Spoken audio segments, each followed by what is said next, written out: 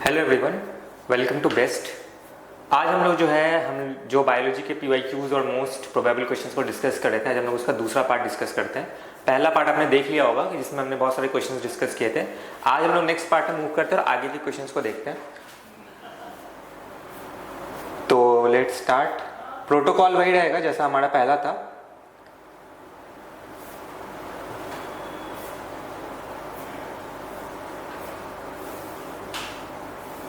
Okay, protocol वही रहेगा कि आप क्वेश्चन को देखोगे, वीडियो को स्टॉप करोगे, आंसर खुद से लिखोगे और देन फिर चेक करोगे कि आपका आंसर सही आया नहीं आया। ठीक है, इसको थोड़ा सा इंटरेक्टिव बनाएंगे वीडियो को। तो क्वेश्चन आपके सामने है, आप इस क्वेश्चन को पढ़ो।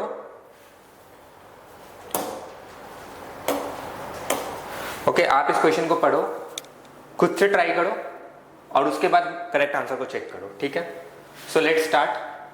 पहला क्वेश्चन क्या कह रहा है यहाँ पे? पहला क्वेश्चन कह रहा है विच of the following is not a characteristics of stable biological community. तो स्टेबल बायोलॉजिकल कम्युनिटी के लिए कौन सा यहाँ पे जो है करेक्ट नहीं है? ठीक है, इकोलॉजी यूनिट से अगेन क्वेश्चन है यहाँ पे, which of the following is not a characteristic of stable biological community. सबसे पहले क्या लिखा है? It must be resistant to invasion of alien species. ये बात सही है। आपको क्या बोला है यहाँ पे? नॉट। तो आप नॉट को पहले कवर करोगे। ठीक है, मतलब आपका तो सीबीटी मोड पे होगा पेपर, बट आपको ध्यान रखना है कि नॉट बोला है यहाँ पे। ठीक है, तो it must be resistant to invasion to alien species. बिल्कुल ये बहुत सही है। अगर स्टेबल बायोलॉजिकल कम्युनिटी हमें बनाना है तो जो एलियन स्पीसीज आ रहा है उसे तो रेजिस्टेंट होना ही पड़ेगा, तभी तो वो आगे सर्वाइव कर पाएगा। दूसरा, it should not show too much variation in productivity from year two year. बिल्कुल ये भी बात सही है कि वेरिएशंस नहीं होने चाहिए, क्योंकि अगर आपको स्टेबिलिटी चाहिए तो वेरिएशंस वहां पे कम होने चाहिए। इसके अलावा all the species are equally important in stable community and absence of anyone leads to its unstability. ये स्टेटमेंट जो है ये रॉन्ग है। ठीक है, all the species are equally important stable community and absence of anyone leads to unstability. It is resilient to occasional disturbances whether natural और man made. बिल्कुल ये भी बात सही है, रेजिलिएंट होना चाहिए ओकेजनल डिस्टर्बेंसेस से, वेदर नेचुरल हो या मैन मेड हो, ये भी बिल्कुल सही है। तो आपका करेक्ट आंसर क्या होगा इसमें? थर्ड। ठीक है, चलो नेक्स्ट में मूव करते हैं हम लोग, नेक्स्ट क्वेश्चन को मूव करते हैं। अगेन आप इस क्वेश्चन को रीड करोगे कि यहाँ पे क्या बोला? डिवेट पॉपर्ड हाइपोथेसिस द डिवेट सिग्निफाइज। तो हमने डिवेट पॉपर्ड हाइपोथेसिस पढ़ा था। ठीक है, उसमें क्या बोला गया था कि हर एक एरोप्लेन को आप कंसिडर करो और उसमें हर एक पार्ट को स्पीसीज की तरह कंसिडर करो। अगर आप एक एक पार्ट को निकालते जाओगे तो वो वैसे वैसे उसमें चेंजेस आएंगे। अगर जब मेजर पार्ट निकालोगे किसी एरोप्लेन से तो उसमें क्या चेंजेस आएंगे, कोई स्मॉल पार्ट निकालोगे तो उसमें क्या चेंजेस आएंगे, वही ये जो हाइपोथेसिस है वो थी। इसमें जो रिवेट है वो किसको दर्शा रहा है यहाँ पे? ठीक है, तो हमें पता है रिवेट जो है वो किसको दर्शा? एंडेमिक स्पीसीज नहीं, कम्युनिटी नहीं, की स्पीसीज नहीं, ये दर्शा रहा है स्पीसीज को। कि स्पीसीज को हमने डिबेट से जोड़ा था, डिबेट और पॉपर्ड से जोड़ा था एरोप्लेन के एग्जांपल को लेकर के।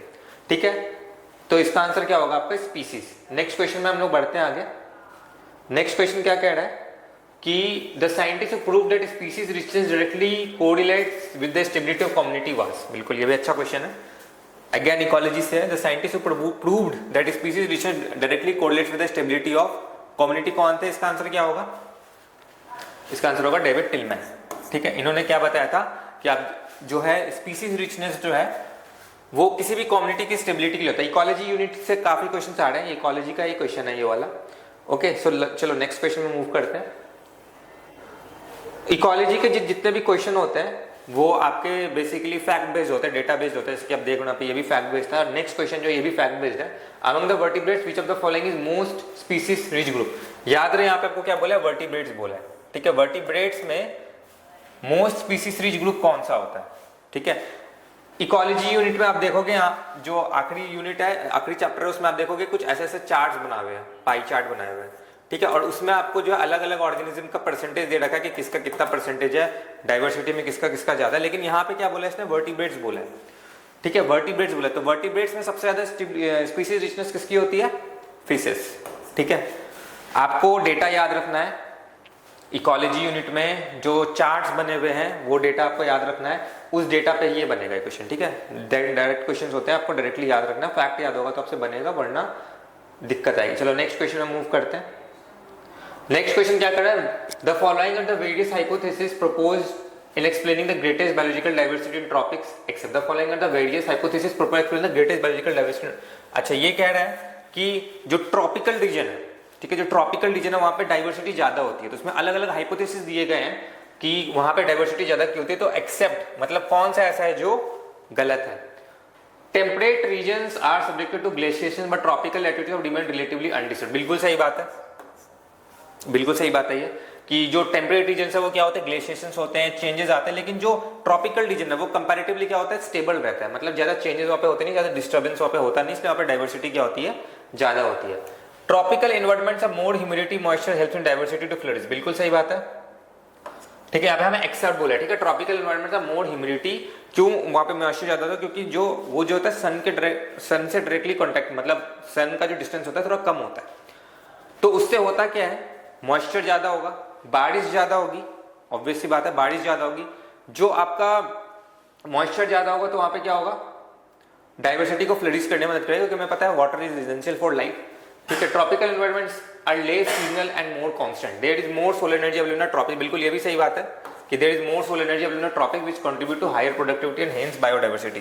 तो जो आपका ट्रॉपिकल है वो कुछ ऐसा होता है, सपोज ये अर्थ है, ये जो बीच का एरिया इसको हम लोग इक्वेटर कहते हैं, ये जो बीच का एरिया है यहां पे कहीं लाई करता है आपका ट्रॉपिकल रीजन। तो अगर हम लोग सन से कंपैरिजन करेंगे तो यहाँ पे डिस्टेंस ज्यादा है, यहाँ पे डिस्टेंस कम है, ठीक है, क्योंकि सन से इसका डिस्टेंस कम है तो यहाँ पे ज्यादा सन रेज आ रहा है, सोलर एनर्जी यहाँ पे ज्यादा है, तो ये रीजन में जो होता है डाइवर्सिटी थोड़ी ज्यादा होती है, और यही रीजन होता है आपका ट्रॉपिकल लाई इसी रीजन में करता है, क्योंकि सन का डिस्टेंस क्या है, ज्यादा है, तो हमारा क्या मिलेगा यहाँ पे, जो सोलर एनर्जी है वो ज्यादा मिलेगा। तो एक्सेप्ट में कौन सा आ गया, बाकी दो आपको सही मिले, तीन। ट्रॉपिकल एनवायरमेंट है more humidity moisture which will diversity flourish, tropical environments are less seasonal and more constant, ये ऑप्शन जो है ये एक्सेप्शन में आएगा यही। There is more solar energy available in the tropic which contribute to higher productivity and hence biodiversity, ठीक है, समझ में आया ये वाला क्वेश्चन का आंसर। नेक्स्ट क्वेश्चन में मूव करते हैं। नेक्स्ट क्वेश्चन क्या कह रहा है, नेक्स्ट कह रहा है cells present in the mature pollen grains are, ठीक है। अगर एक मैच्योर पॉलन ग्रेन की हम लोग बात करें तो इसमें क्या होता है, एक सेल होता है जो कि दूसरे वाले के साइटोप्लाज्म में फ्लोट कर रहा होता है, तो इस वाले सेल को हम लोग क्या कहते हैं, जेनरेटिव सेल कहते हैं, जो आगे जाके फर्टिलाइज करने में मदद करेगा, जेनरेटिव सेल, ठीक है। और ये वाला जो होता है इसको हम लोग क्या कहते हैं, वेजिटेटिव सेल, ठीक है। ये हालांकि आगे जाके दो में डिवाइड होता है, क्योंकि हमें पता है डबल फर्टिलाइजेशन होता है, बट यहाँ पे हमें इससे सिंपल ये पूछ रहा है कि सेल्स कौन से प्रेजेंट होते हैं, तो एक क्या होगा आपका जेनरेटिव सेल और एक क्या होगा आपका वेजिटेटिव सेल, तो vegetative cell and generative cell, तो इसका आंसर क्या होगा, थर्ड, ठीक है। नेक्स्ट क्वेश्चन मूव करते हैं। नेक्स्ट क्वेश्चन भी आपका रिप्रोडक्शन इन प्लांट से ही है। क्वेश्चन क्या कह रहा है कि मैच द फॉलोइंग है, तो मैंने पिछले वीडियो में भी ये बताया था कि मैच द फॉलोइंग को कैसे सॉल्व करते हैं। आपको एक या दो को देखना होता है, अगर आपके पास, क्योंकि आपके पास टाइम कम होता है एग्जाम में, तो आपको एक या दो को कंपेयर करो, आगे बढ़ो। जैसे फिलीफॉर्म ऑपरेटर्स है, फिलीफॉर्म ऑपरेटर्स कहाँ पे होता है, अगर हमें याद हो तो एम्ब्रियोसाइक का स्ट्रक्चर कुछ ऐसा होता है, ठीक है, ये एंटीपोडल्स, ये चलाजाइंट, ठीक है, पोलर न्यूक्लियस। तो जो आपका फिलीफॉर्म ऑपरेटस होता है वो क्या करता है, पॉलन ट्यूब की जो एंट्री होती है उसको गाइड कर रहा होता है, कि पॉलन ट्यूब जो एंटर करेगा उसको गाइड करने का काम करता है। तो फिलीफॉर्म ऑपरेटस क्या करता है, गाइड करता है pollen tube toward the synergids, ठीक है। तो इसका आंसर क्या होगा, ए का थर्ड, तो ए का थर्ड, ए का थर्ड एक ही जगह दे रखा है, आपका ऑप्शन ऑलरेडी आपके सामने है, बट चलो आगे हम लोग और भी देखते हैं। टेपिटम क्या करता है, टेपिटम हमें पता है टेपिटम नरिशमेंट प्रोवाइड करने का काम करता है, क्योंकि उसके पास क्या होता है, न्यूक्लियस ज्यादा होता है, साइटोप्लाज्म भी डेंस होता है, तो टेपिटम क्या करता है, नरिशमेंट प्रोवाइड करता है to the pollen grain. Next है एक्साइन। एक्साइन क्या होता है, हमें पता है जो पॉलन होता है वो दो लेयर से होता है, एक होता है इंटाइन और एक होता है एक्साइन। किससे बना होता है एक्साइन, कौन से केमिकल से बना होता है, ये आप कमेंट में बताओगे कि जो आपका एक्साइन होता है वो किस केमिकल से बना होता है, कौन सा कंपाउंड होता है जिससे एक्साइन बना होता है। तो एक्साइन क्या होता है, आउटर मोस्ट लेयर होता है, चलो यहाँ पे दे ही रखा है, एक्साइन जो है स्पोडोपोलिनिन का बना होता है, one of the most resistant organic material. इसके अलावा आपका आता है फनिकल। फनिकल क्या होता है, अटैचमेंट साइट होता है ओव्यूल का प्लासेंटा के साथ, ठीक है। तो इसका आंसर क्या होगा आपका सेकेंड, ठीक है। चलो आगे बढ़ते हैं, नेक्स्ट क्वेश्चन को देखते हैं। नेक्स्ट क्वेश्चन भी रिप्रोडक्शन प्लांट से है। यहाँ पे बोल रहा है primary endosperm nucleus is the product. Primary endosperm nucleus यानी कि पेन किसका प्रोडक्ट होता है? तो हमें पता है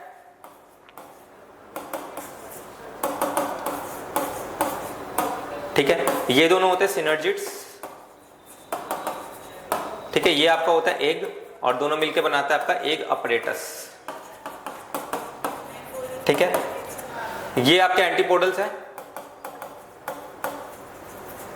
ठीक है, ये पोलर न्यूक्लियाई है।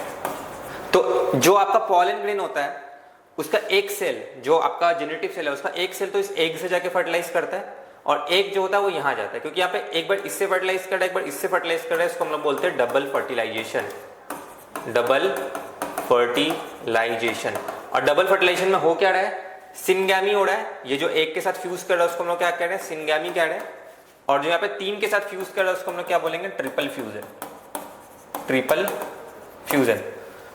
ये जो यहाँ पे फर्टिलाइज करेगा ट्रिपल फ्यूजन से, उससे बनता है पेन, प्राइमरी इंडोस्पर्म न्यूक्लियस, और इससे बनेगा आपका पीईसी, प्राइमरी इंडोस्पर्म सेल, मतलब प्राइमरी इंडोस्पर्म सेल के अंदर प्राइमरी इंडोस्पर्म न्यूक्लियस, और इससे आपका बनता है इंडोस्पर्म, ठीक है।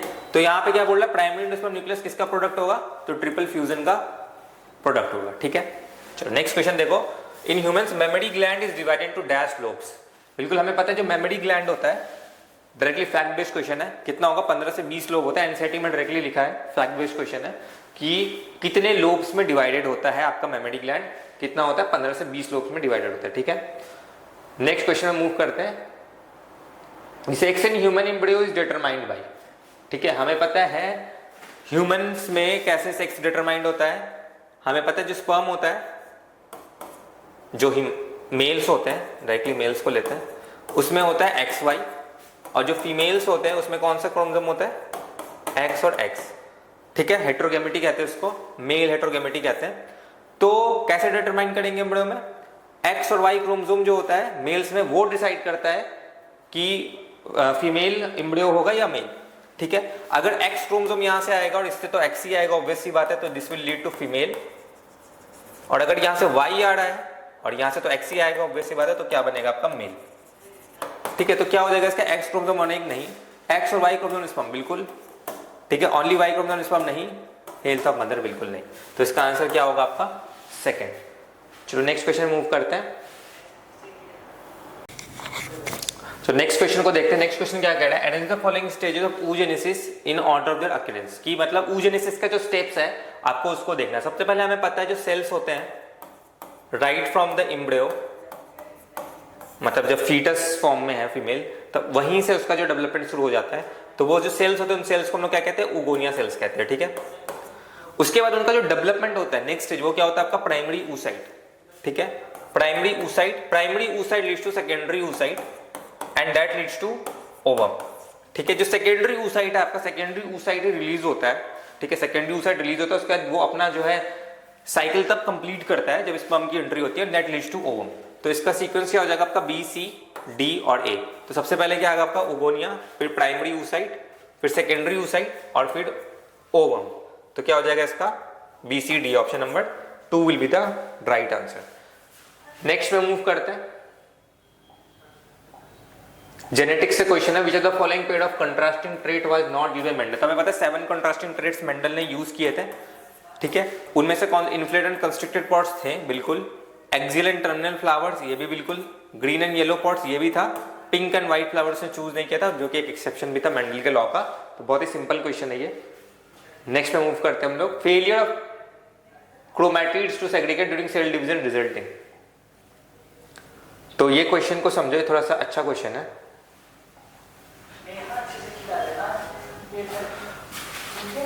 जैसे मान लो ये आपका मेटाफेज स्टेज है, यहाँ पे आपके क्रोमोसोम्स है, ठीक है, और ये आपका सेंट्रियोल है। मान लो इस सेंट्रियोल ने से स्पिंडल फाइबर बनाया, ठीक है। यहां से आपका स्पिंडल फाइबर बना, बट यहां से आपका स्पिंडल फाइबर नहीं बना। मैं इसको 2 मान लेता हूं ऐसा, ठीक है। स्पिंडल फाइबर नहीं बना, तो अब इसका जब डिवीजन होगा तो इसमें ये वाला पार्ट तो सेग्रीगेट होगा, ठीक है। बट ये क्योंकि यहां से स्पिंडल फाइबर नहीं बना, तो ये पूरा का पूरा पास ऑन हो जाएगा, ठीक है। पूरा का पूरा पास ऑन हो जाएगा। जबकि दूसरे सेल में क्या होगा? यहां से तो एक आएगा, बट दूसरा वाला क्या हो जाएगा, नील हो जाएगा, क्योंकि यहां से स्पिंडल फाइबर नहीं बना और ये पूरा का पूरा पास ऑन हो गया। ठीक है, इसको कहते हैं failure of segregation of chromosome. ठीक है, इससे क्या होता है आपका, इसको हम लोग एन्यूप्लॉइडी कहते हैं बेसिकली। ठीक है, इससे इसको हम लोग क्या बोलते हैं, एन्यूप्लॉइडी,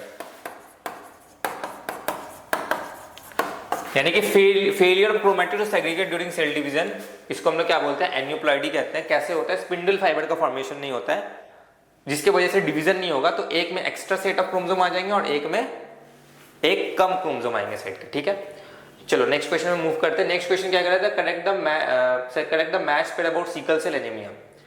तो सिकल सेल एनीमिया क्या होता है? ठीक है, देखो इसमें ऐसा होता है, एचबीएस अगर हो तो डिजीज होता है, और अगर एचबीए होता है तो वो होता है कैरियर। ठीक है, तो एचबीए डिजीज फिनोटाइप नहीं, एचबीएस डिजीज नहीं, एचबीएस क्योंकि रिसेसिव होता है, एचबीएस होगा तभी डिजीज फिनोटाइप होगा, और एचबीए होगा तो कैरियर ऑफ डिजीज हो जाएगा। तो इसका आंसर होगा सी एंड डी। तो C and D, one will be the right answer. ठीक है, क्योंकि एक रिसेसिव डिसऑर्डर होता है तो दोनों का साथ में होना जरूरी है। एचबीएस अगर हम लोग बोलेंगे तो फिर डिजीज हो जाएगा वो। ठीक है, अगर आपका एचबीएस के साथ एचबीए है तो ये सिर्फ कैरियर है, क्योंकि रिसेसिव है तो एचबीएस को साथ में होना पड़ेगा, तभी जाकर के वो डिजीज होगा। ठीक है, क्लियर। चलो आगे बढ़े, नेक्स्ट क्वेश्चन को देखें। Next question molecular basis of inheritance से है। सटन और बोवेडी ने क्या किया था, स्टर्टीवाइट ने क्या किया था, हैंकिंग ने क्या किया था, ग्रिफिथ ने क्या किया था। तो हमें पता है कि ग्रिफिथ जो हैंकिंग है उसने क्या किया था, एक्स बॉडी को डिस्कवर किया था। चलो सी का 1 है, पहले सी को ही देखते हैं। सी का 1 एक ही जगह दे रखा है, आपका आंसर 1 आ गया। ठीक है, लेकिन आगे हम लोग देखेंगे सटन और बोवेडी ने क्या किया था, क्रोमोसोमल थ्योरी ऑफ इनहेरिटेंस दिया था उसने, हमें पता है, सटन और बोवेडी ने। ग्रिफिथ ने क्या किया था, ग्रिफिथ ने ट्रांसफॉर्मेशन का एक्सपेरिमेंट किया था, आर स्ट्रेन और एस स्ट्रेन वाला। ठीक है, और स्टर्टीवाइट ने क्या किया था, जो स्टूडेंट था आपका, किसका स्टूडेंट था, स्टर्टीवाइट, और इसने क्या किया था आपको कमेंट में लिखना है। ठीक है, कि स्टर्टीवाइट ने क्या किया था, हालांकि यहाँ पे दे रखा होगा क्रोमोसोमल थ्योरी ऑफ इनहेरिटेंस, कि उसने मैप यूनिट बनाए थे। क्या बनाया था वो आप कमेंट में बताना मुझे कि क्या बनाया था, स्टर्टीवाइट किसका स्टूडेंट था और उसने क्या बनाया था। तो इसका आंसर क्या हो जाएगा, 1। सटन और Boveri chromosomal theory of inheritance, sorry आपका ये सटन और बोवेडी ने क्या किया था आपका, सॉरी ये थोड़ा सा कंफ्यूज, एक सेकंड रुक जाओ इसमें। जो सटन और बोवेडी है उसने क्या किया था, क्रोमोसोमल थ्योरी ऑफ इनहेरिटेंस दिया था। स्टर्टीवाइट ने क्या किया था, मैप यूनिट बताया था। मतलब जो लिंकेज है, रिकॉम्बिनेशन टॉपिक है, उसमें अगर दो जीन्स एक साथ है तो उसके बीच का जो डिस्टेंस होता है, मैप यूनिट जिसको कहते हैं हम लोग, तो वो कैसे रिकॉम्बिनेशन को डिसाइड करता है और पैरेंटल कॉम्बिनेशन को डिसाइड करता है, ये बताया था किसने, स्टर्टीवाइट ने। तो इसका क्या हो जाएगा, जेनेटिक मैप्स। ठीक है, जेनेटिक मैप्स होगा इसका। इसने क्या बताया था, मैप यूनिट बताया था। दो जीन्स जब पास में होते हैं, जो लिंकेज एंड रिकॉम्बिनेशन का टॉपिक है, मैप यूनिट इसने डिस्कवर किया था। ठीक है, तो कैसे हम लोग पेरेंटल डिसाइड करते हैं और कैसे हम लोग डिसाइड करते हैं कि वो रिकॉम्बिनेशन होगा, वो इससे हम लोग डिसाइड करते हैं, जो इसने दिया था। ठीक है, हैंकिंग ने क्या किया था, एक्स बॉडी को डिस्कवर किया था, और ग्रिफिथ ने ट्रांसफॉर्मेशन ऑफ बैक्टीरिया को दिया था। तो आपका ए का क्या हो जाएगा, 2, बी का क्या हो जाएगा, 4, सी का क्या हो जाएगा, 1, और डी का क्या हो जाएगा, 3। Transformation of bacteria, R strain और एस स्ट्रेन वाला। ठीक है, नेक्स्ट में मूव करते हैं। नेक्स्ट क्वेश्चन क्या कह रहा है यहाँ पे, which of the following statement are incorrect. Again incorrect बोला है यहाँ पे विद रिस्पेक्ट टू न्यूक्लियोटाइड्स। ठीक है, purines and pyrimidines are nitrogenous bases. Purines and pyrimidines nitrogenous bases हैं। Nucleotides are non enzymatic molecule, ये गलत ऑप्शन है। न्यूक्लियोटाइड्स जो होते हैं वो एंजाइम्स ही होते हैं basically. Phosphate group is linked to OH of 5 carbon nucleoside through phosphoester linkage. ठीक है, in RNA every nucleotide decided OH group presented second position in the ribose. बिल्कुल, जो आरएनए होता है हमें पता है वो क्या होता है, राइबोस सुगर होता है। सेकंड वाले में OH प्रेजेंट होता है। डीएनए में क्या होता है आपका, OH मिसिंग होता है, इसलिए इसको हम लोग डीऑक्सीराइबोस कहते हैं। ठीक है, तो ये ऑप्शन भी आपका सही है। Thymine is an example of pyrimidine. नहीं, थाइमिन जो होता है वो प्यूरिन होता है। ठीक है, प्यूरिन होता है कौन, थाइमिन। तो इसमें क्या बोला आपको, इनकरेक्ट बोला, तो बी इनकरेक्ट है और एक ई इनकरेक्ट है। तो इसका आंसर क्या हो जाएगा, 4th, बी एंड ई। ठीक है, ठीक है, नेक्स्ट क्वेश्चन मूव करते हैं। This is the last question. ये क्या बोल रहा है, arrange the steps of DNA fingerprinting in sequence from initiation to end. DNA fingerprinting के सीक्वेंस को हमें डिसाइड करना है। सबसे पहले क्या होगा, हम लोग आइसोलेशन करेंगे डीएनए का, डीएनए हमने बाहर निकाला, फिर हम लोग क्या करेंगे, डिस्ट्रिक्शन इंटू न्यूक्लियस से उसको डाइजेस्ट करेंगे, ठीक है। डिस्ट्रिक्शन इंटू न्यूक्लियस से डाइजेस्ट करने के बाद उसको हम लोग ब्लॉटिंग पेपर में निकालेंगे, ठीक है, और उसके बाद उसको हम लोग हाइब्रिडेशन करेंगे वीएनटीआर प्रोब से और उसको ऑब्जर्व करेंगे, ठीक है। तो इसका आंसर क्या हो जाएगा, BADC। तो BADC is the third one, ठीक है। सबसे पहले हमने डीएनए को आइसोलेट किया, उसको डिस्ट्रिक्शन एंडोन्यूक्लियस से कट किया, डिस्ट्रिक्शन एंडोन्यूक्लियस से कट करने के बाद उसको साउदर्न ब्लॉटिंग करते हैं हम लोग, ब्लॉटिंग पेपर में आता है वो, उसके बाद उसको हम लोग रेडियोएक्टिव प्रोब्स डाल के उसको ऑब्जर्व करते हैं। तो दिस वर द क्वेश्चंस। हम लोग इसके इस सीक्वेंस में और कंटिन्यू करेंगे, और भी PYQs और भी हम लोग मोस्ट प्रोबेबल क्वेश्चंस देखेंगे। आई होप आपको समझ में होगा। अगर कोई डाउट होगा तो, और जो मैंने बीच में आपसे पूछा क्वेश्चंस वो भी आप डाल सकते हो कमेंट बॉक्स में, ठीक है। तो तब तक के लिए थैंक्स और नेक्स्ट वीडियो में मिलते हैं।